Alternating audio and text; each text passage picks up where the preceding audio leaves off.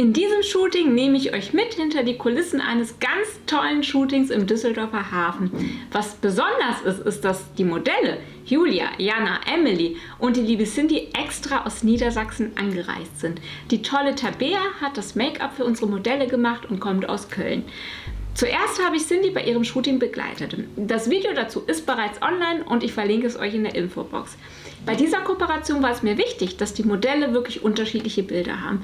Deswegen habe ich mich selbst gechallenged und ganz bewusst versucht, obwohl wir am gleichen Spot sind, andere Blickwinkel oder andere Bereiche der Location zu nutzen, damit wir wirklich für die Modelle vielfältige Ergebnisse erreichen können. Jana war unser erstes Modell. Das Wetter war, gelinde gesagt, herausfordernd. Wir hatten unter 10 Grad, es war sehr windig und es fing auch zwischendurch an zu regnen.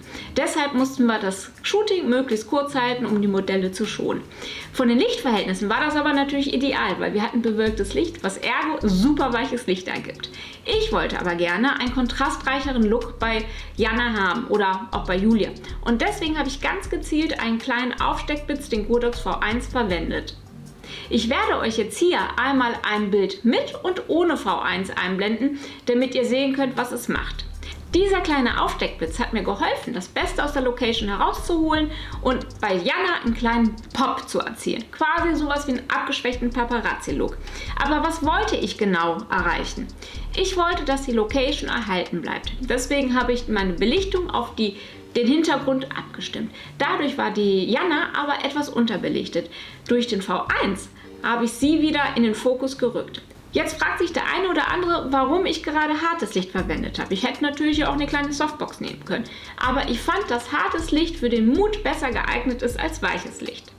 Ganz wichtig, ich verlinke euch alle verwendeten Produkte in der Infobox. Dabei handelt es sich um Affiliate-Links. Das heißt, wenn ihr darüber einkauft, zahlt ihr keinen Cent mehr, aber ich kriege eine kleine Provision. Und nun weiter geht's.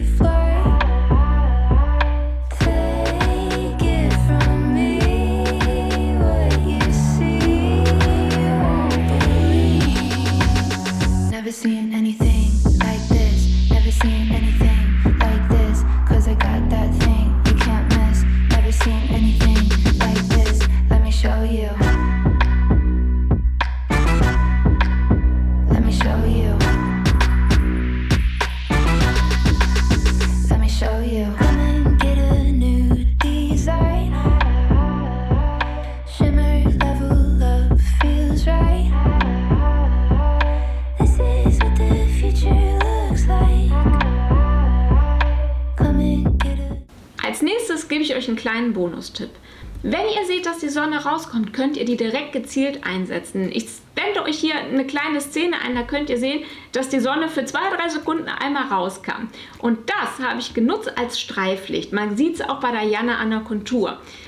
Ihr könnt sowas dann ideal als zweites Licht verwenden, also haltet immer die Augen auf, ob ihr irgendwo, das werdet ihr nachher sehen, Licht reflektiert seht oder ob Sonne euch als Unterstützung dienen kann.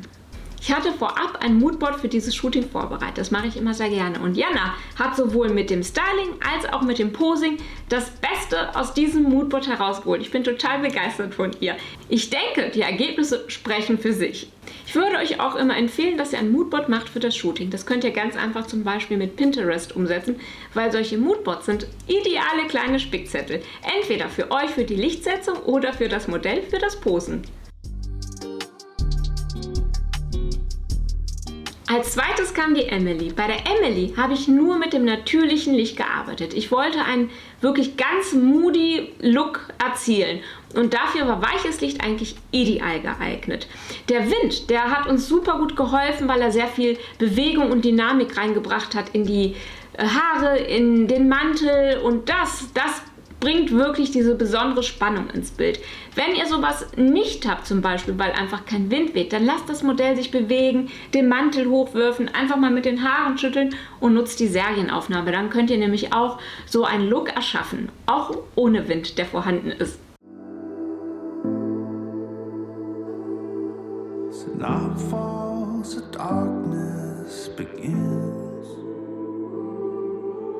creeping through the shadows within.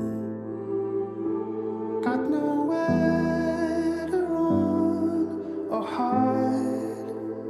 It's in my blood. It's in my blood. I keep on fighting. I keep on running. I keep on searching for the light, for the light. Moving through the past and the lies, whispers in the smoke from the fire. Auch hier ist wieder viel Absicht im Spiel. Ich habe ganz bewusst die führenden Linien in der Location genutzt, um sie zur Emily hinzuführen. Seht ihr die Bodenfliesen am Bild? Die fangen im unteren Ecke an und führen zur Emily hin. Das könnt ihr immer ganz bewusst einsetzen. Auch Handlaufe auf Treppen oder andere Strukturen. Schaut immer ganz bewusst, ob ihr irgendwas habt, was ihr sozusagen zum Vordergrund nutzen könnt oder zum Modell hinführen könnt. Und nun gibt es auch noch einen weiteren Bonustipp. Die reflektierende Fläche, die ihr im Hintergrund sehen könnt, die hätte man auch ganz wunderbar als Reflektor nutzen können. Das heißt, wenn ich da hingelaufen wäre und mich sozusagen vor die reflektierende Fläche genutzt hätte, hätte man bei Emily die Schattenseite aufhellen können. Achtet immer, ob ihr natürliche Reflektoren in eurer Umgebung findet. Das ist immer eine gute Möglichkeit, um das Licht bewusster einzusetzen. Für die gemeinsamen Porträts haben wir diese coole Metallkugel in die Komposition integriert. Ich wollte, dass beide Frauen so selbstbewusst wie sie sind auch so rüberkommen. Deswegen habe ich ganz bewusst eine tiefere Perspektive gewählt. Weil ich wollte, dass der Look auch hier wieder ein bisschen härter ist, weil das zu diesem Selbstbewussten passt, habe ich beide Modelle angeblitzt mit dem V1. Was vielleicht noch spannend ist, ich habe für das gesamte Shooting hier wieder dieses 35-2.8er von Tamron gewählt. Das ist ein super günstiges Objektiv, mit dem man richtig coole Ergebnisse erzielen kann. Ich habe mich ganz bewusst für das 35er Objektiv entschieden, weil man so näher rangehen kann. Die Verzerrungen geben dem Ganzen einen richtig coolen Look und man kann gleichzeitig genug von der Umgebung einfangen. I see the darkness all around, trying to find my way out, trying to find my way out. My heart, it wanders through the night, searching for the starlight, searching for the starlight.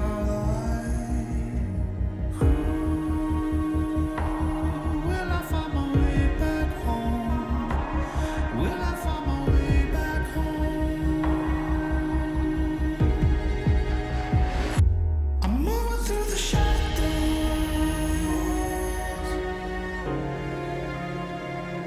I'm moving through the shadows.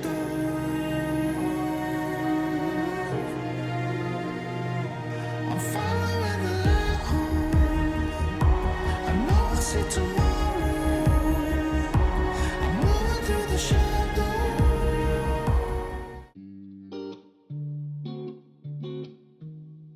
Last but not least kommt die liebe Julia. Hier hatten wir nur noch maximal, ich glaube, 4-5 Minuten für das Shooting.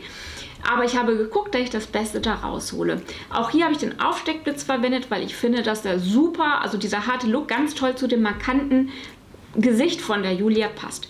Sie hat ja diese tollen roten Haare und ich habe bewusst versucht, diese in den Fokus zu nehmen, weil ich finde die einfach großartig. Ich denke, ihr wahrscheinlich auch. She's a queen with a forced fire horsepower, kicking up dust at the seam. She's a story mama told you not to touch, but you can shake your curiosity. She's too hot to handle.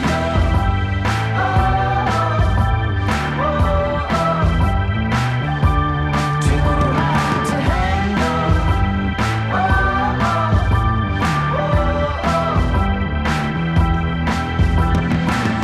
She's a heat stroke, summertime sunshine, heartbreaking kind of machine.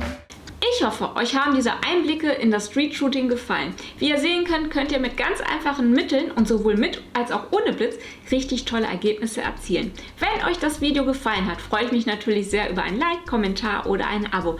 Und schreibt mir mal in die Kommentare, welches Setup euch am besten gefallen hat. Und ich sage jetzt mal Tschüss, bis nächste Woche.